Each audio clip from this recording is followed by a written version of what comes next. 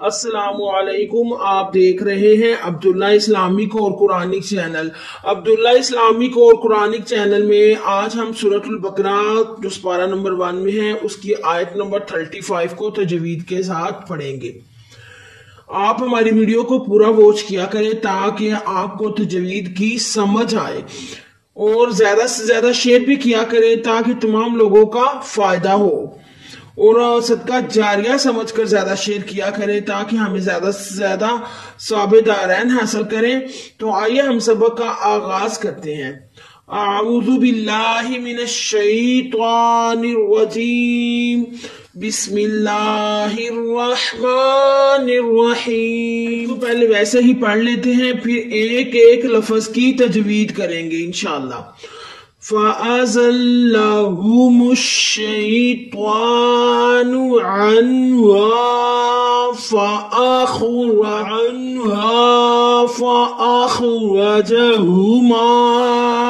مِمَّا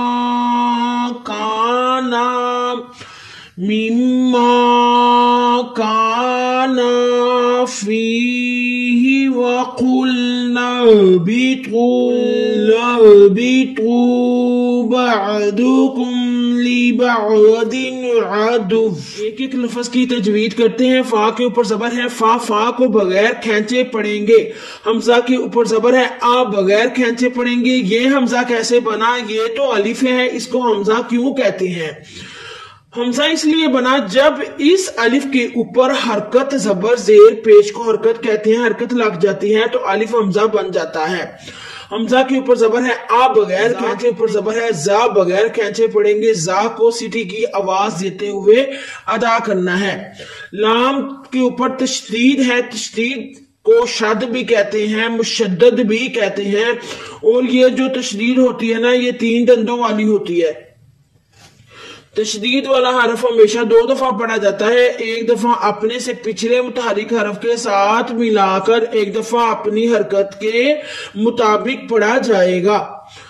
لام کو ویسے ہی پڑھیں گے جیسے اردو میں ہم پڑھتے ہیں۔ ہا کے اوپر پیش ہے ہو، بغیر کھینچے پڑھیں گے، اور اس ہا کی آواز آپ سینے کے جوڑ سے نکالنے کی کوشش کریں۔ میم کے اوپر زبر ہے ما، بغیر کھینچے پڑھیں گے، مگر الف خالی اس سے پہلے زبر، تو یہاں ہو رہا ہے الف مدہ۔ الف مدہ کو ایک الف کی مقدار کھینچ کر پڑھنا ہے، اور الف مدہ حروف مدہ میں سے ہے۔ فَأَزَلَّهُمَا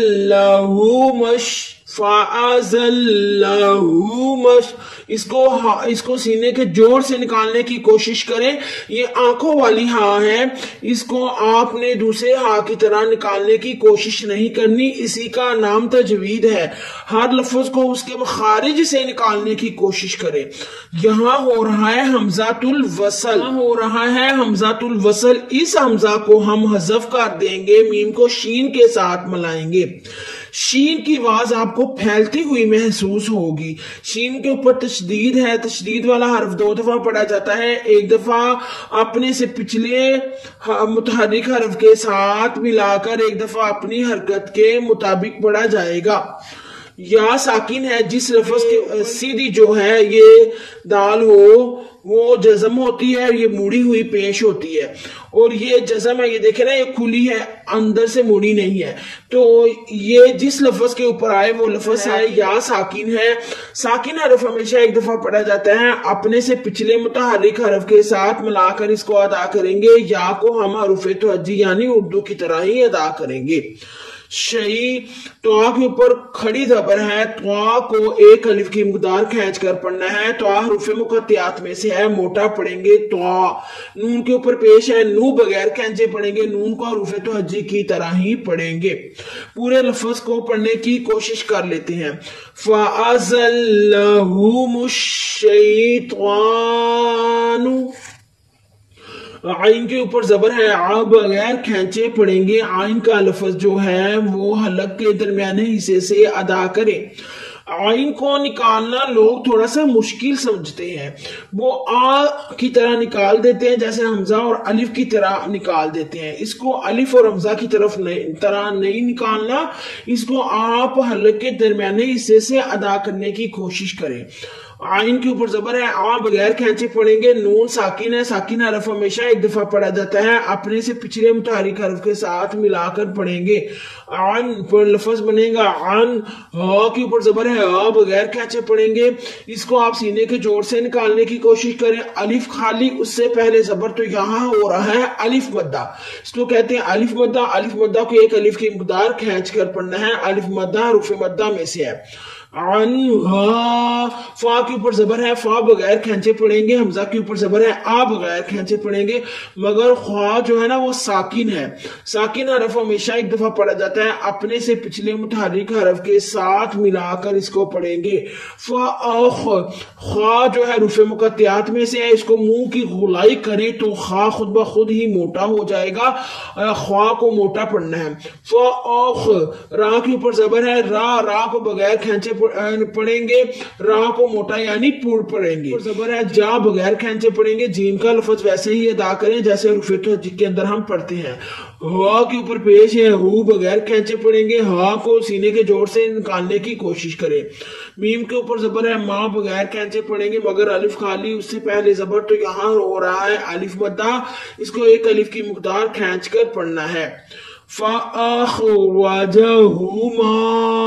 देर है, मी बगैर खेचे पढ़ेंगे। मगर मीम मुशद्दद है, शद वाला हरफ दो दफा पढ़ा जाता है। एक दफा अपने से पिछले मुताबिक हरफ के साथ मिलाकर पढ़ेंगे, एक दफा अपनी हरकत के मुताबिक पढ़ेंगे।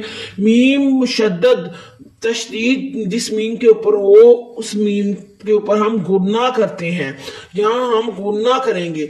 मीम गुन्ना का मतलब नाक में आवाज लेकर जानी और इस पर थोड़ा सा ठहरना होता है। मीम अलिफ खाली, उससे पहले जबर तो यहाँ हो रहा है अलिफ मद्दा। अलिफ मद्दा को एक अलिफ की मिकदार खींच कर पढ़ेंगे। मीम मा, मुंह खोलकर पढ़े, नाक में आवाज अलिफ की नहीं जानी चाहिए। मीम मा, मीम की जाए अलिफ की ना जाए। काफ के ऊपर जबर है, का बगैर खेचे पढ़े। अलिफ खाली, उससे पहले जबर तो यहाँ हो रहा है अलिफ मद्दा। अलिफ मद्दा को एक अलिफ की मिकदार खींच कर पढ़ेंगे। ये काफ बारीक है, इसको बारीक ही पढ़ना है। दो नुक्तों वाला काफ मोटा यानी कलकला काफ होता है, उसकी तरह अदा नहीं करना। नून के ऊपर जबर है, ना बगैर खेचे पढ़ेंगे। नून को आप हरफ़े तोजी की तरह ही पढ़े।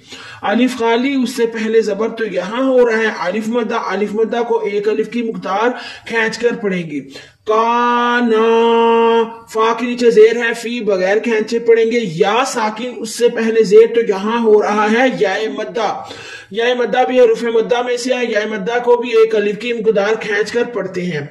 फी, हा के नीचे जेर है, ही बगैर खेचे पढ़ेंगे। फी ही, ये स्वाद जो है ना वक्फे मर्द है, यहाँ पर ठहरना नहीं चाहिए, मिलाकर पढ़ना चाहिए। और याद रहे कि यहाँ मिलाकर पढ़ना जा की निस्बत ज्यादा तरजीह रखता है। इसका मतलब ये है कि जैसे ये छोटी सी स्वाद आई है, ये अलामतों, ये वक्फ की अलामतें होती हैं, वहां छोटी सी जा भी आती है, कई जगहों पर आगे जाकर आएगी।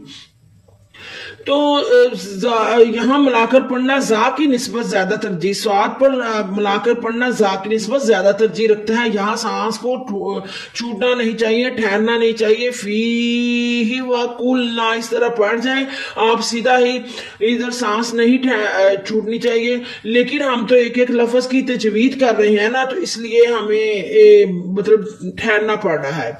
फी ही, वाव के ऊपर जबर है, वाव बगैर खेचे पढ़ेंगे। काफ के ऊपर पेश है, खूब बगैर खेचे पढ़ेंगे। मगर लाम साकिन है, उससे पहले पेश तो साकिन हरफ हमेशा एक दफा पढ़ा जाता है, अपने से पिछले मुतहरिक हरफ के साथ।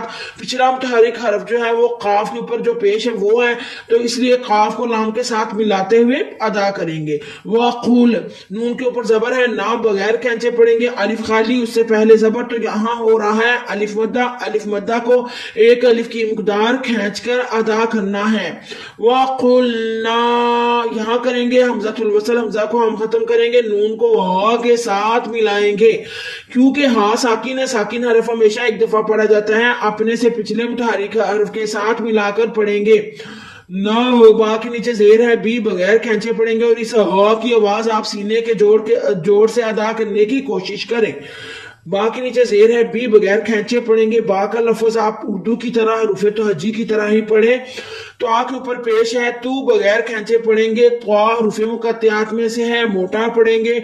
वाव साकिन, उससे पहले पेश तो यहाँ हो रहा है वाव मद्दा। वाव साकिन उससे पहले पेश तो यहाँ वाव मुद्दा को भी हम एक अलिफ की मकदार खींच कर पढ़ेंगे। पूरे लफ्ज को हम इस तरह पढ़ेंगे, वकुल भी तू, खाफ को कलकला करते हुए पढ़ना है, वाव और लाम को आपने रुफे तोहजी की तरह पढ़ना है, नून को भी रुफे तोहजी की तरह पढ़ना है, यहाँ अलिफ मद्दा करना है, हा पर आपने सीने की जोड़ से आवाज निकालने की कोशिश करनी है, बा को आपने रुफे तोहजी की तरह पढ़ना है, त्वा को आपने मोटा पढ़ना है और वाव पर आकर वाव मद्दा करना है। ये इसी का नाम तजवीद है, इसको कहते हैं तजवीद। हर लफ्ज को उसके मखारिज से निकालने की कोशिश करना, और जो लफ्ज मखारिज से नहीं निकलता उर्दू की तरह निकलता है, क्योंकि अरबी की जबान उर्दू से बहुत ज्यादा रिलेटेड है, इसलिए जो लफ्ज उर्दू की तरह निकलना है, रुफे तोहजी में जैसे हम पढ़ते हैं वैसे निकलना है, उसको वैसे ही पढ़े, लंबा ना करें, खींच कर ना पढ़े। वकुल भी तो, बा के ऊपर जबर है, बा बगैर खींचे पढ़ेंगे। आइन साकिन है, साकिन हरफ हमेशा एक दफा पढ़ा जाता है, अपने से पिछले मुतहरिक हरफ के साथ मिलाकर पढ़ेंगे। दुआद के ऊपर पेश है, दू बगैर खींचे पढ़ेंगे। दुआद हरफे मुकत्तियात में से है, मोटा पढ़ेंगे। बादू काफ के ऊपर पेश है, कू बगैर खींचे पढ़ेंगे। ये काफ बरीक है, इसको बरीक ही पढ़ना है। मीम साकिन, साकिन हरफ हमेशा एक दफा पढ़ा जाता है, अपने से पिछले मुतहरिक हरफ के साथ मिलाकर पढ़ेंगे इसको। बादुकुम, बादुकुम, लाम के नीचे जेर है, ली बगैर खींचे पढ़ेंगे। बा के ऊपर जबर है, बा बगैर खींचे पढ़ेंगे। मगर आइन साकिन है, साकिन हरफ हमेशा एक दफा पढ़ा जाता है, अपने से पिछले मुतहरिक हरफ के साथ मिलाकर इसको पढ़ेंगे।